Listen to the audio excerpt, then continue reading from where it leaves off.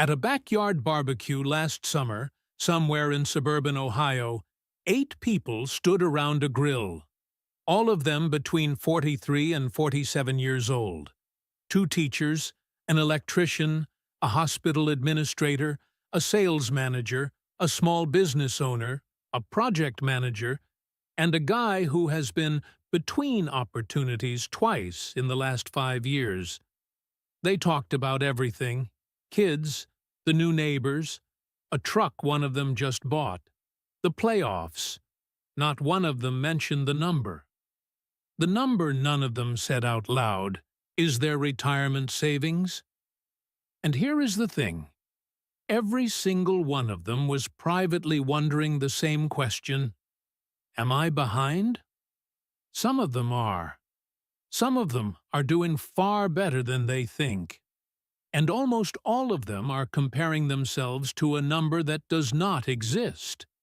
A vague, internet-absorbed idea of what people their age should have, that bears almost no relationship to what people their age actually have.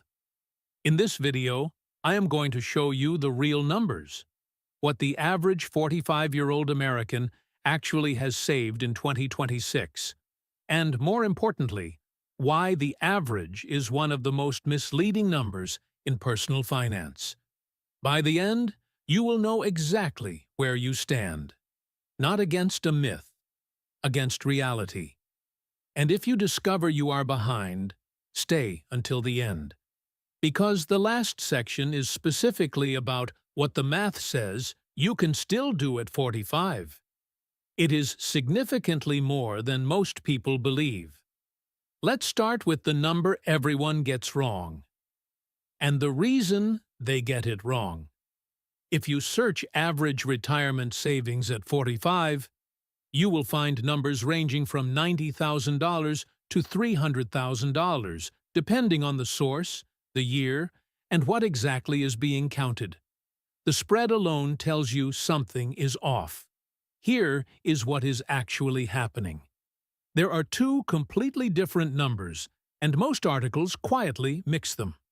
The average, the mathematical mean, for American households headed by someone aged 45 to 54 sits at roughly $250,000 to $310,000 in retirement accounts, depending on the survey year.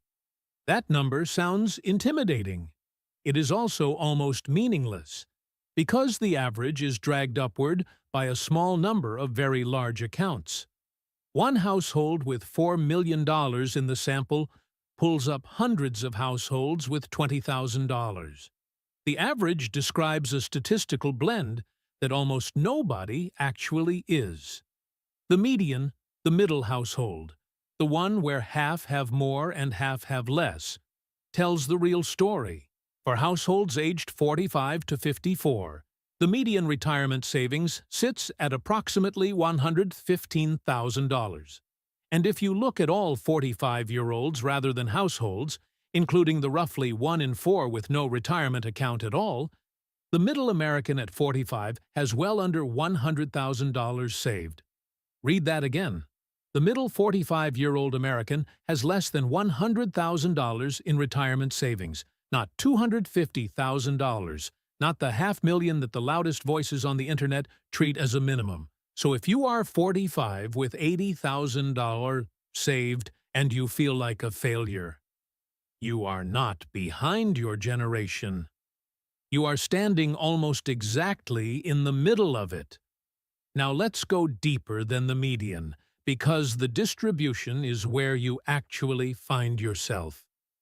Picture 145-year-old Americans standing in a line, sorted by retirement savings. The first 25 people in line, a quarter of them, have essentially nothing. 0 to a few $1,000s. Some never had access to a workplace plan. Some cashed out a 401k during a job change in their 30s. The single most common and most expensive mistake in American retirement saving. Some are small business owners whose entire savings is the business itself. The next 25, from position 26 to 50, have somewhere between $10,000 and $115,000. These are people who saved inconsistently, started late, paused during the kids' daycare years, contributed below the match for a decade without noticing. Position 50, the exact middle, has about $115,000.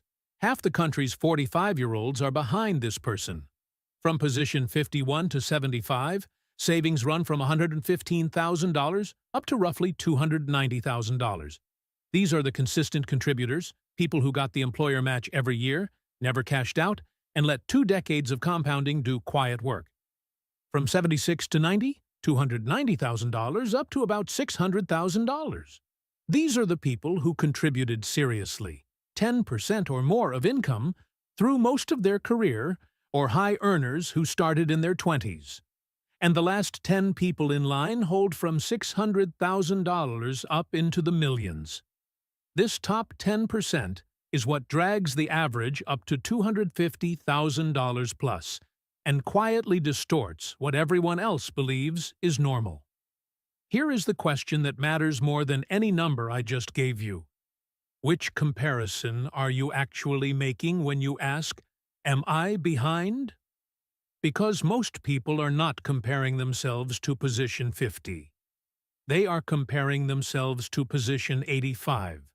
The colleague who mentions his balance, the brother-in-law with the lake house, the financial influencer whose entire job is appearing ahead. Subscribe before we continue, because the next part is the one almost no channel covers honestly. What these numbers mean for where you will actually land at 67. Quick note before we go further.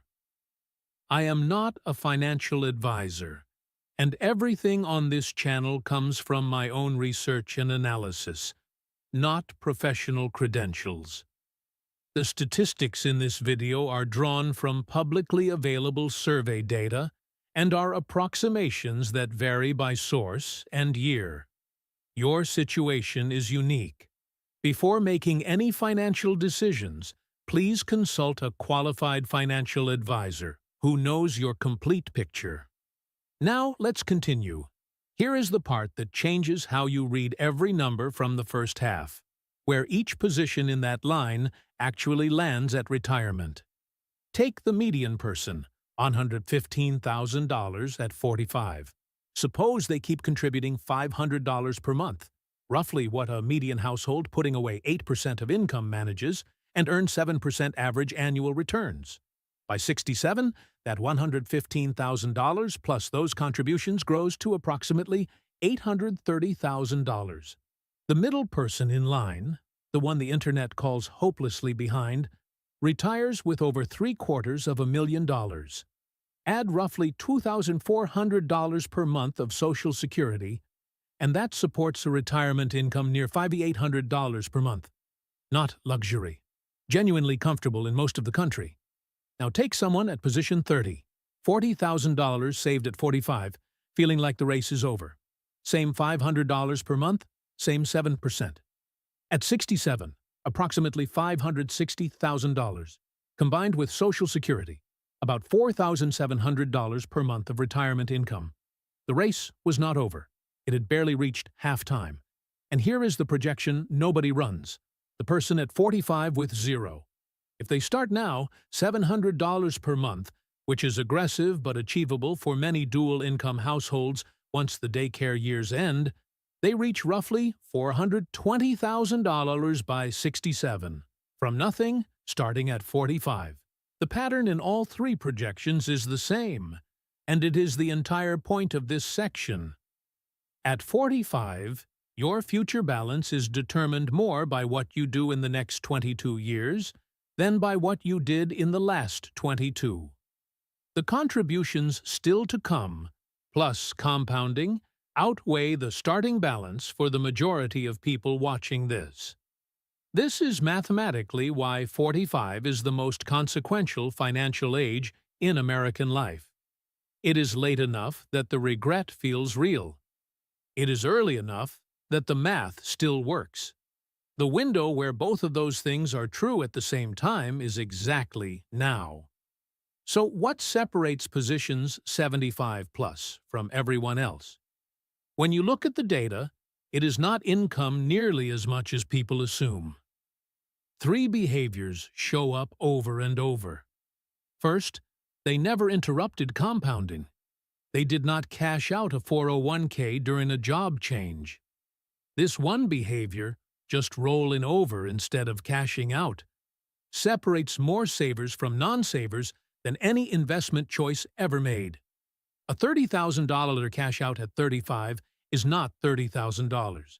It is $130,000 missing at 67, plus the penalty and taxes paid for the privilege. Second, they automated past the match. The match is the floor, not the ceiling. The top quartile contributed 10 to 15% of income through their 40s, automatically, before the money ever reached checking. Not through discipline. Through one form filled out once. Third, they increased contributions with every raise. Half of every raise to savings before lifestyle absorbed it. We covered this pattern in the video about retirees who spent less. It is the same gap mechanism, and at 45, with peak earning years ahead, it is more powerful than at any other age. The raises between 45 and 60 are typically the largest of a career. Where they go decides everything. Here is what I want you to take from this video.